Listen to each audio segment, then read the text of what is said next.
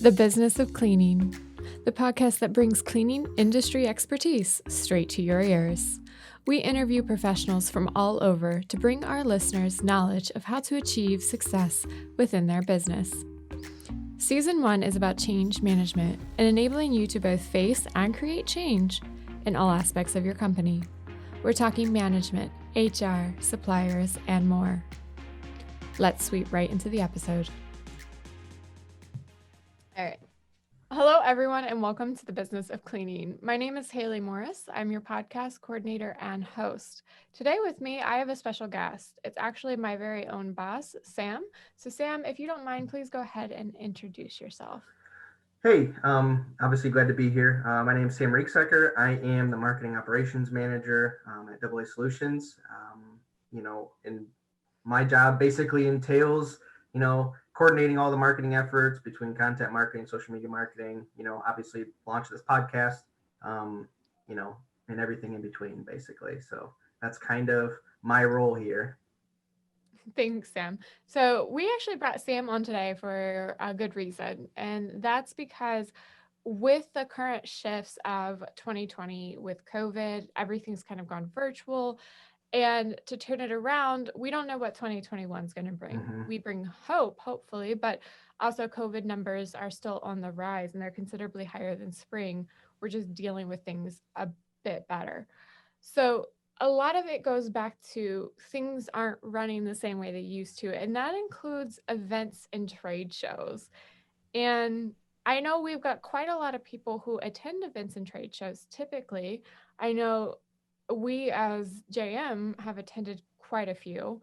And so with that, we kind of want to dive into what we're going to be doing as far as trade shows, what we've done this year, what we're going to be doing in 2021, and really try to just maximize our experience at virtual trade shows because there might be in person, but like Who this year, knows? they could be canceled last Right. minute. So, Yeah. So on the JM side, we've kind of been watching everything. We've attended a handful of virtual shows, and it is quite a bit different to prepare for. In 2019, I think we did probably in the 50s as far as trade shows go across all of our brands of products.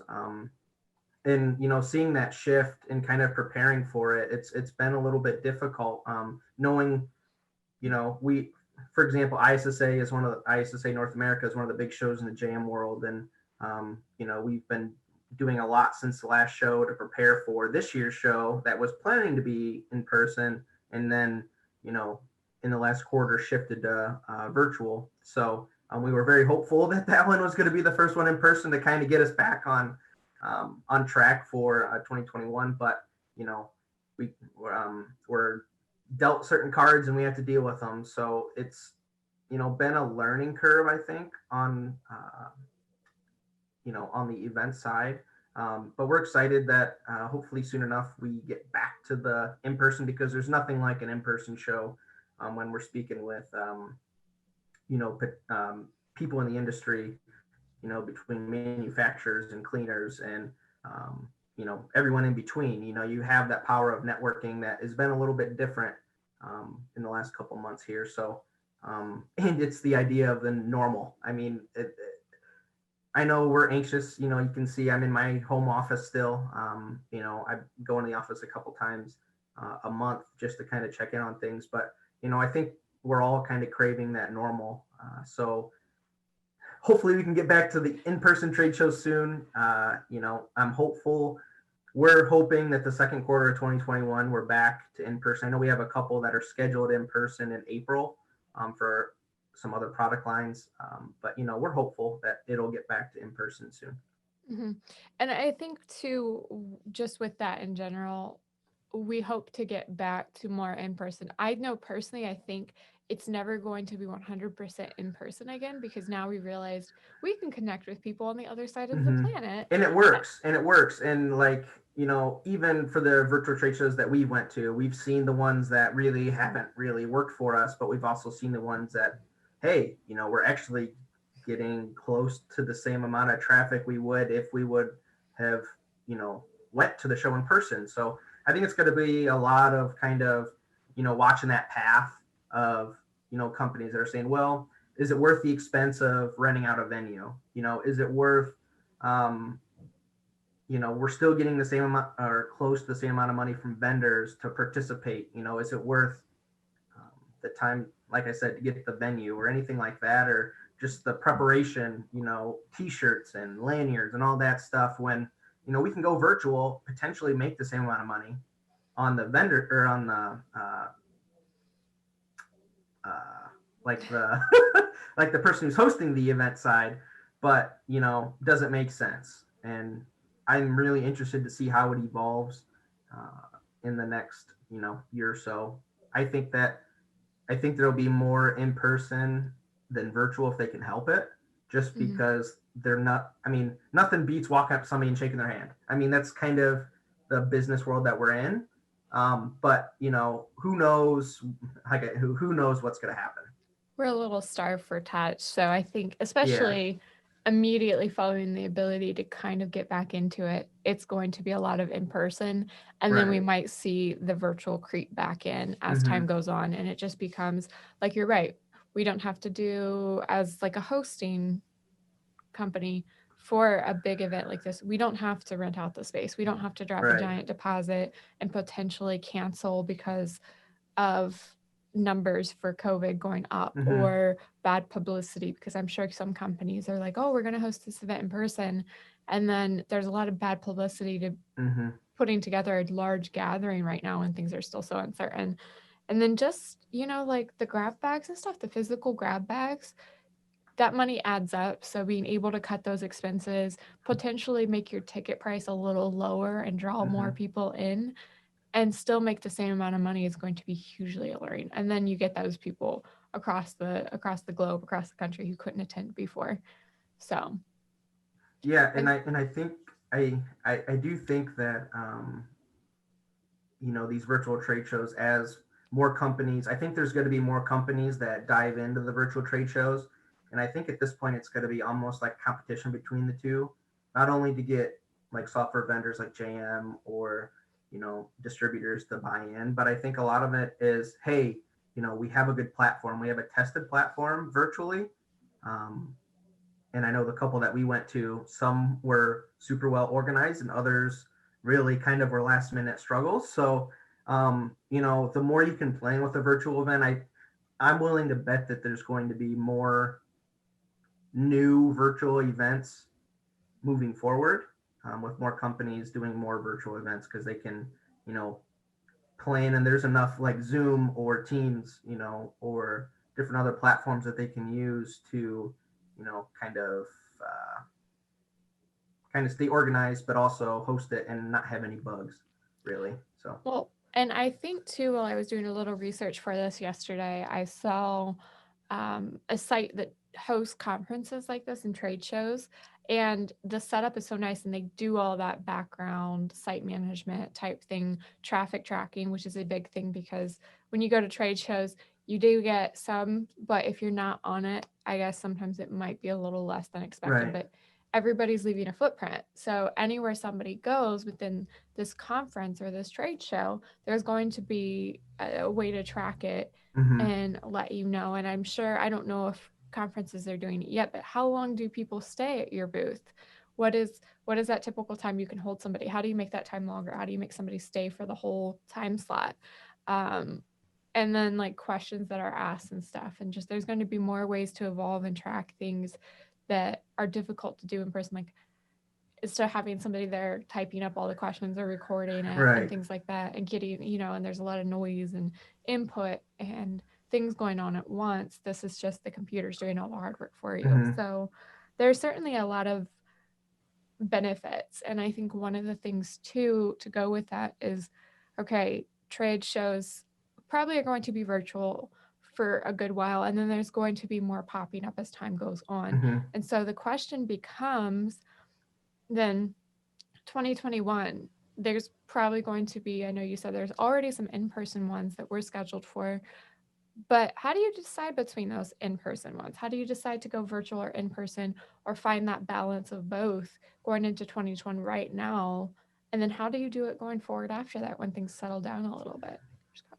Yeah, fingers crossed. Yeah. So, from our standpoint, I think a lot of it is personal preference. So, like like I said, we're hopeful to get back in person. I think, like I said, there's nothing like talking with other professionals in the industry. Obviously, there's got to be some changes in the way we talk to other people in the industry, and kind of I'm sure there'll be fine red tape basically between what you can do as a vendor and how you can talk to people because we're coming from all over the nation and even internationally.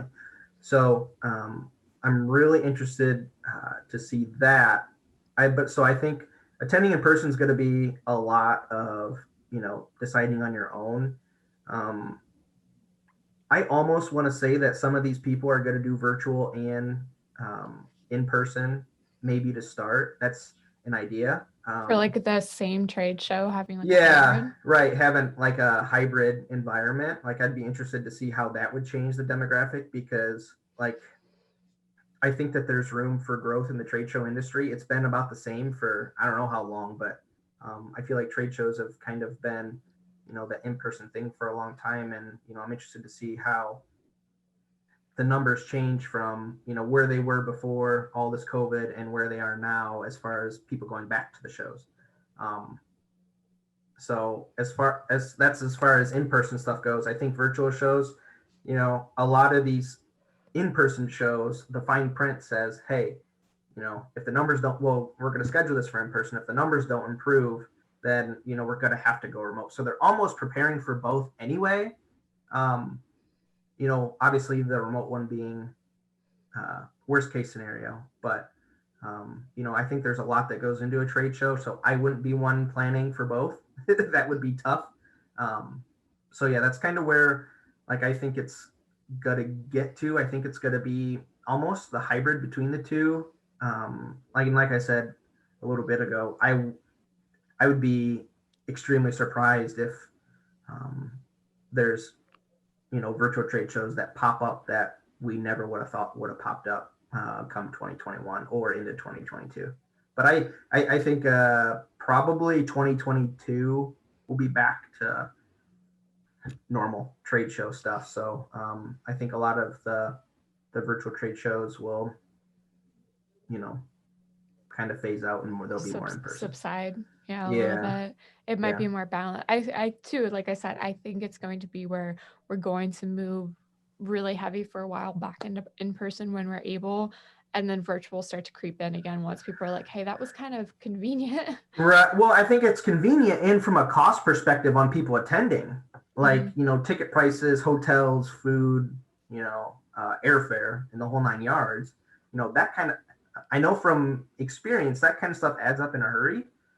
So if they can cut out, the food, um, the airfare, and the hotel, I mean, you're saving, hundreds of dollars just to attend these educational events, which you could attend, online. So I think that it's almost, like I said, I think it's going to be personal preference, but from a, economic perspective, I know a lot of companies in the Jane State world either got hit hard or, are scaling at this point.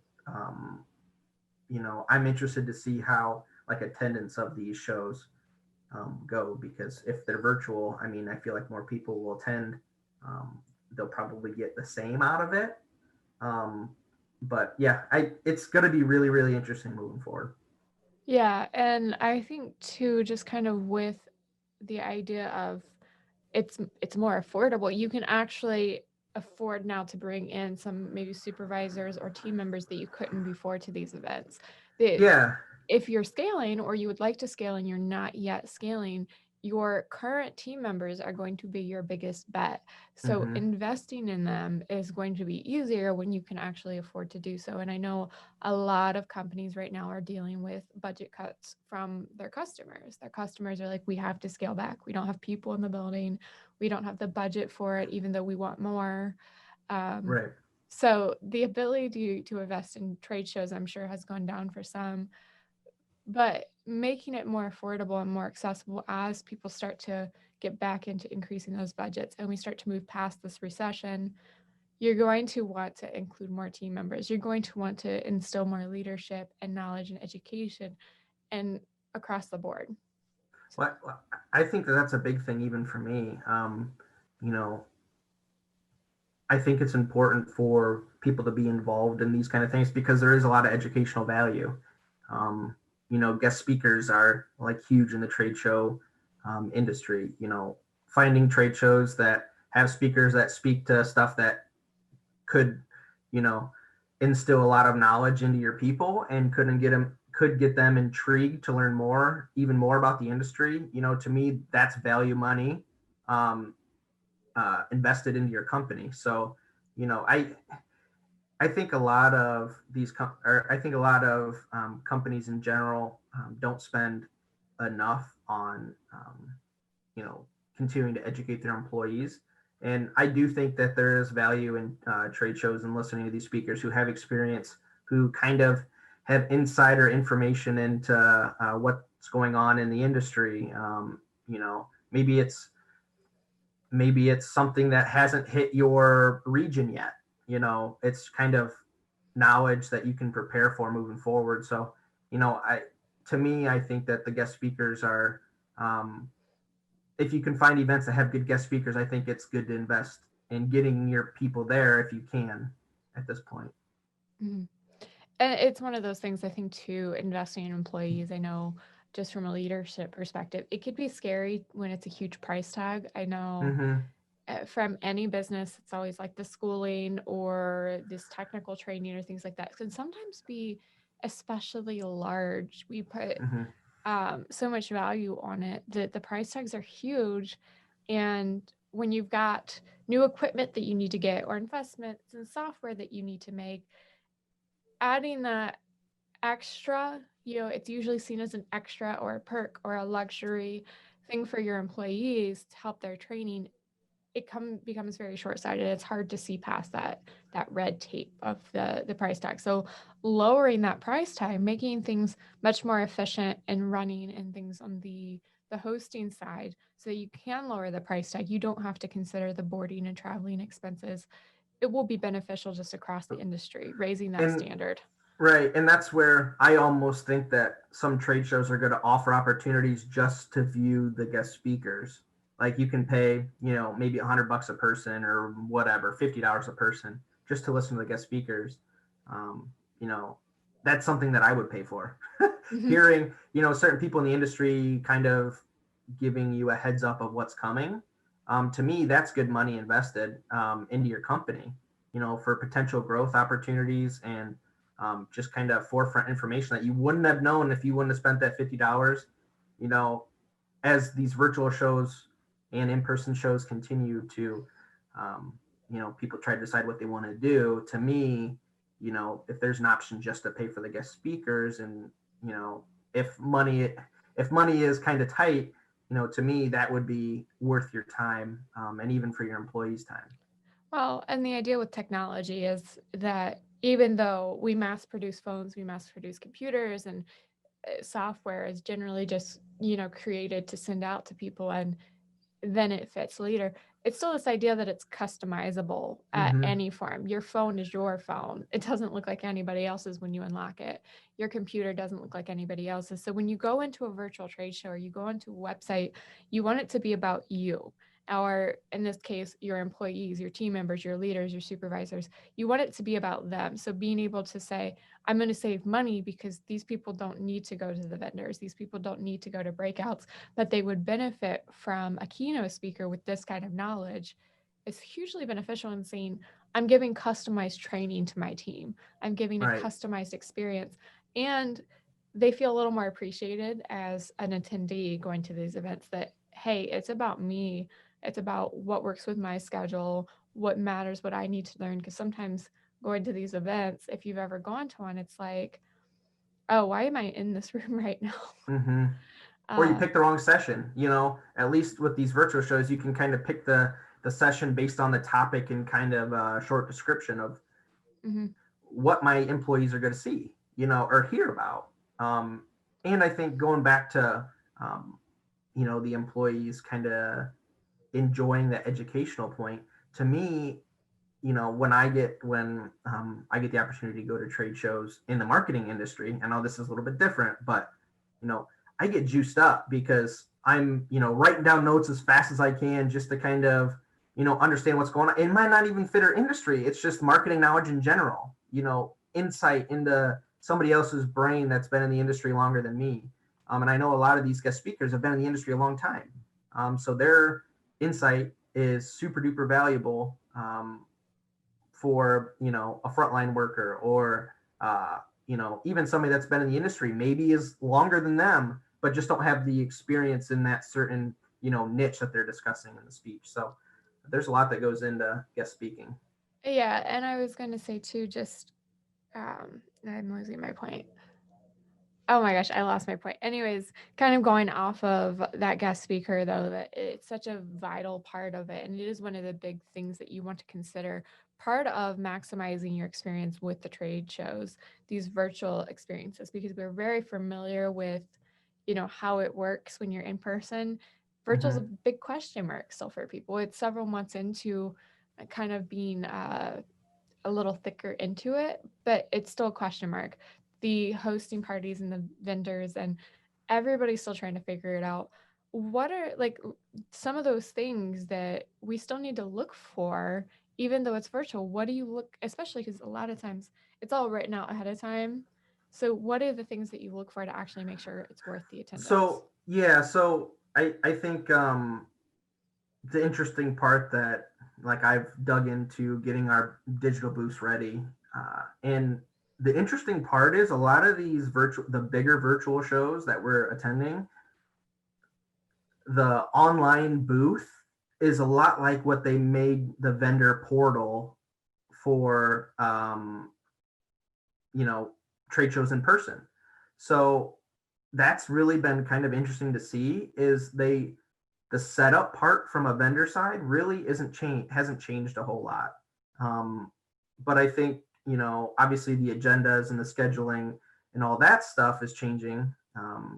Because everybody's got to get logged into a certain meeting and all that stuff on the virtual side. But from a vendor side, it's been, um, you know, honestly the same. It might be a little more work as far as writing down words and stuff, but at the end of the day, you're a lot of the bigger shows. Like I'm going to preface that it's the bigger shows that the online portal to set up our booth on the vendor side is basically the exact same as what it was in person because a lot of people dig into and set up their schedule of okay, I'm going to talk to Janitorial Manager at 11 o'clock on Tuesday. You can preset appointments. So I noticed that a lot when I attended ISSA last year in Vegas. A lot of our meetings were actually set up prior, and they can do that through the online portal. So it was kind of taking those meetings and making sure we had the time allotted for them in person. So as far as a vendor side, I think that nothing really has changed, but I think the biggest change comes on obviously the attendee side. You know, making a set schedule of I do want to make sure I talk to janitorial manager or a certain distributor about different products that they have or new offerings in 2020 or a different cleaning agent that can help battle COVID stuff. I think that either contacting that company before or setting up time to speak with somebody on their side even before the event I think is important. But kind of having those list of questions that you are going to go into the conversation and really drive the conversation on the attendee side to the vendor to try to get as much information as you can in a certain time slot because I know some of them are like 15 to 20 minute windows. So you only have 15 or 20 minute one-on-one with that person. So I think going in with questions that you want answered is going to be important with these virtual shows. Mhm.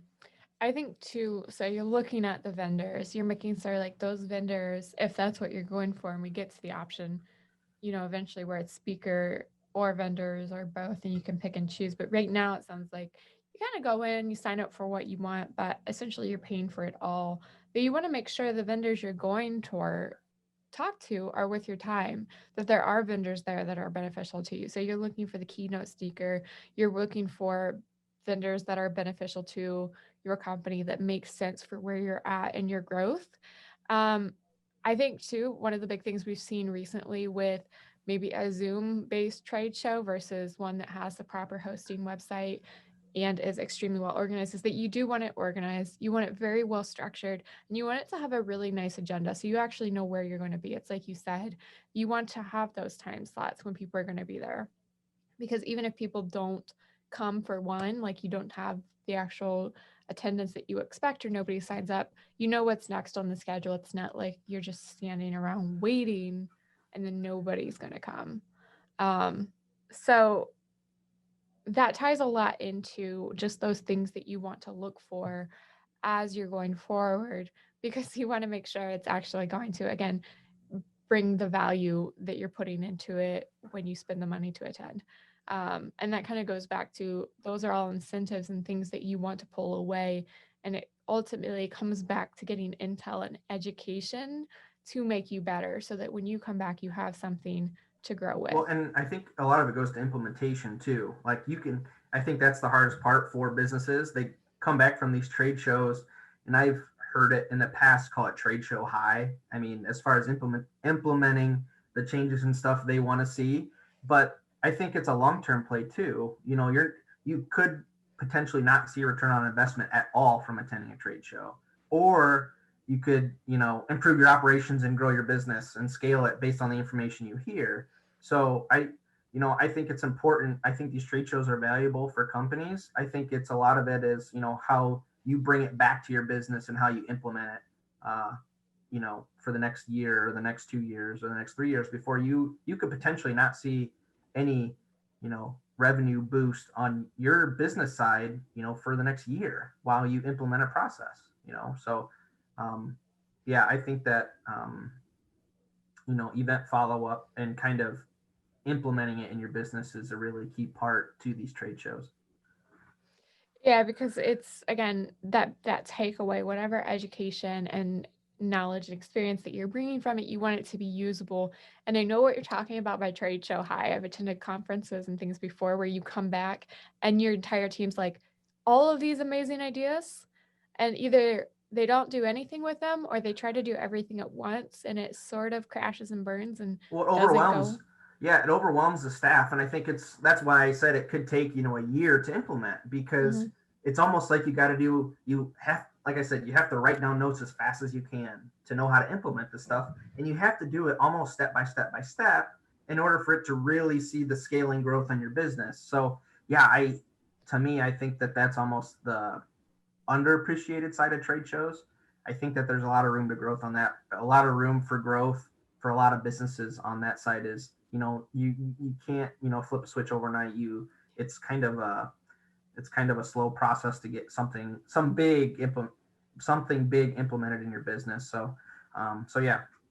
And a lot of times too with the trade shows, it's not a key that turns and makes Right. action go. It's one component in a series of things that you're doing to improve your business.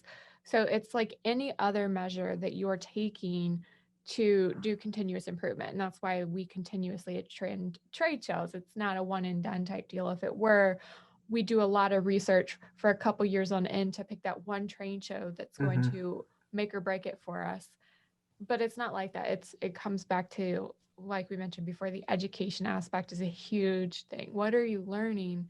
You're adding education to what you already know. It's not going to be like I've seen people too. Oh, I need to come back and implement this immediately. Well, large change too quickly can cause instability. And Mm-hmm. if you're not continuously learning, if that's where you stop it, then you kind of lost the point too. So and if and I you think see, yeah. and I think part of that goes up with the follow-up process after the trade show, even from an attendee side. I know we've kind of talked about implementing your business, but what about the people you spoke with at the trade show?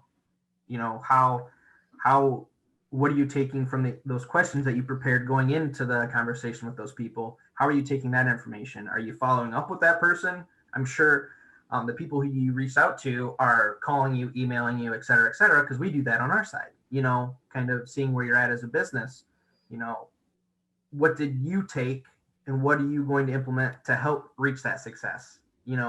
Are you reaching out to, a certain software company? Are you reaching out to a certain manufacturer that you spoke with about a certain enzyme that you want to implement in your business, to help, set the groundwork for that next year of implementing a process? So, I think that follow-up process, sometimes, people get overwhelmed with the amount of people that reach out to them after a show, but I think it's important, to take those calls and kind of almost hear what somebody's got to say, and maybe it's somebody that you didn't even get to talk to if you ran out of time.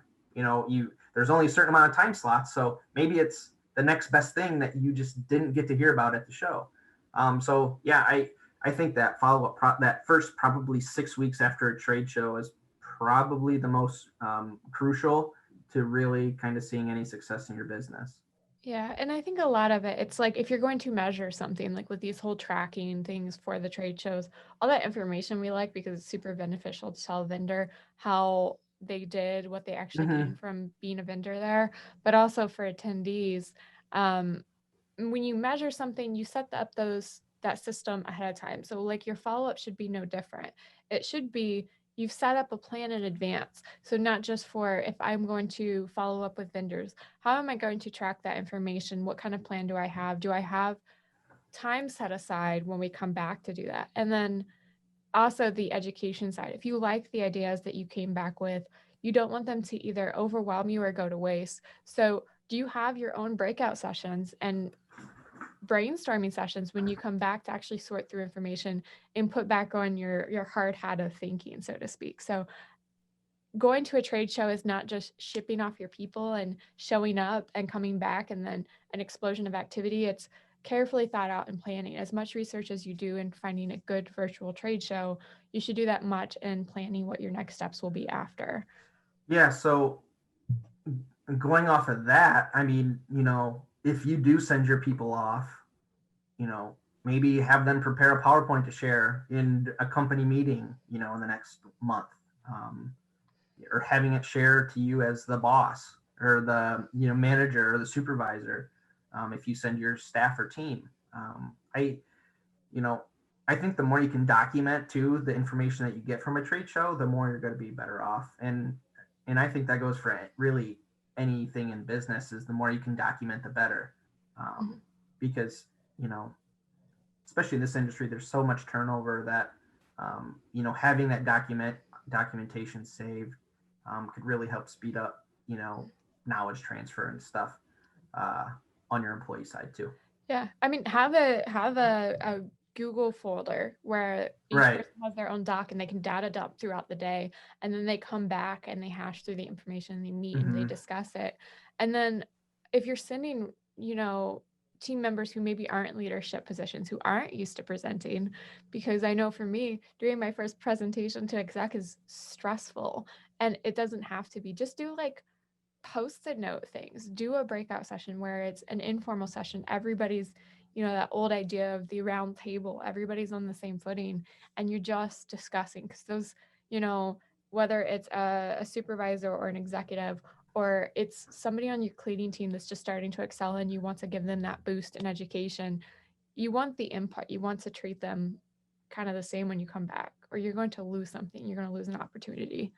I think that even having your staff talk back and forth, that's a lot of times when they explain it just the right way, where, so and so might actually understand.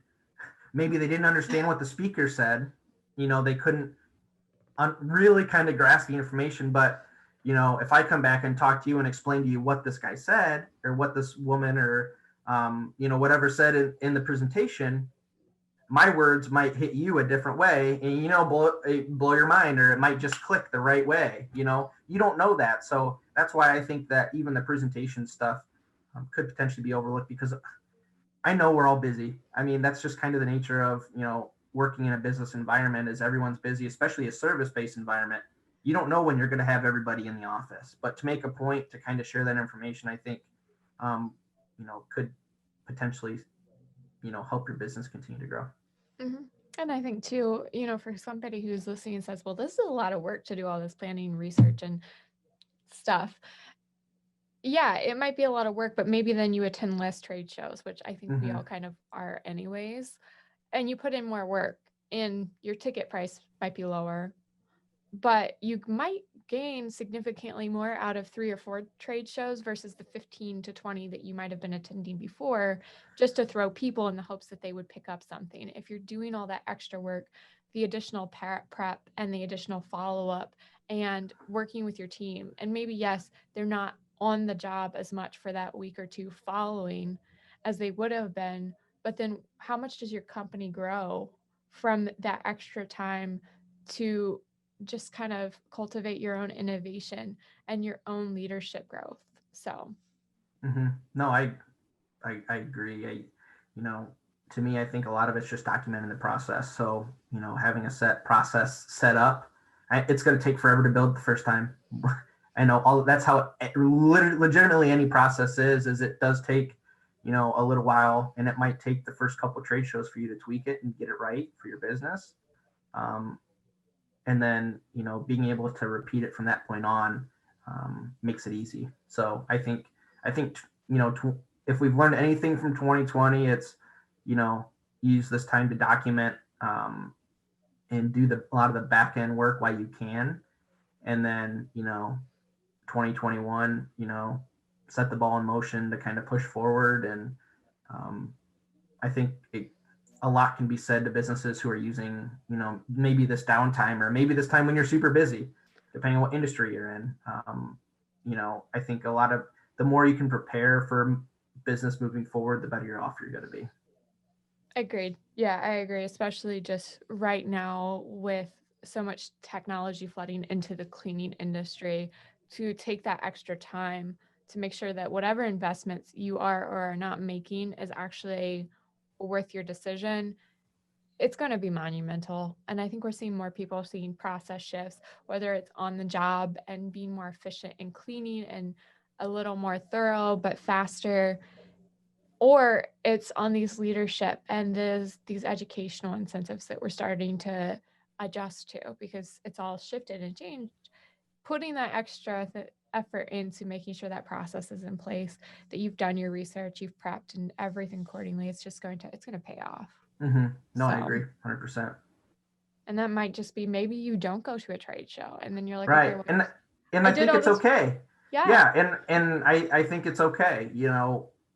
Um, if you don't think you're have enough prepared or you're not ready to attend a show, to me, it's not worth your money because you're not going to get anything out of it. So I think, it's okay to let a trade show go this year.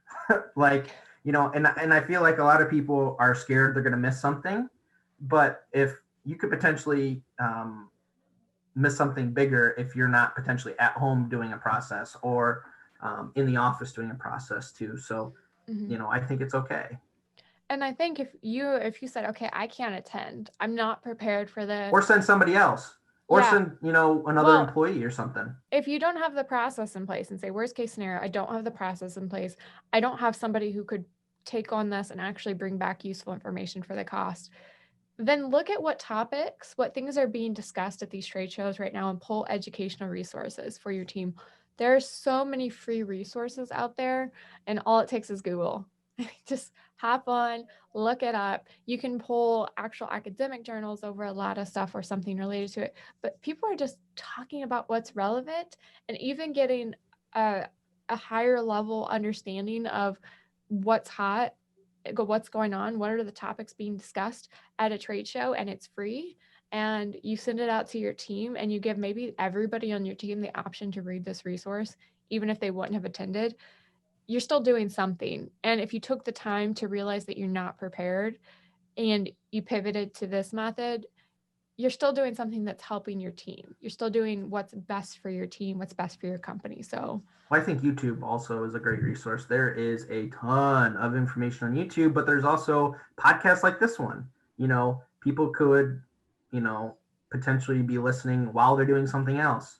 And, so I think if there's anything in the last 5 years that, I've learned being here is, there's information out there. And it's up to you as the business owner, or bringing it back to the vendor, it's up to you to really kind of provide your employees with that information, or spend the time to dig up that information.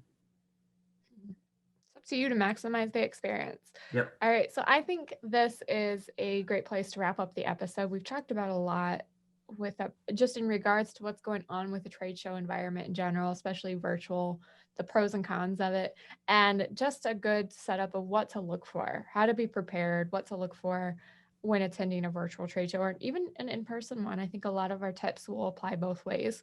So, with that being said, thank you, Sam, for attending. And then there is going to be a blog post in relation to this episode. So, we're going to transcribe everything, make it super easy for you to go find all the information we just talked about. If you have any questions, let us know. But in the meantime, please make sure you're following and leave us a review.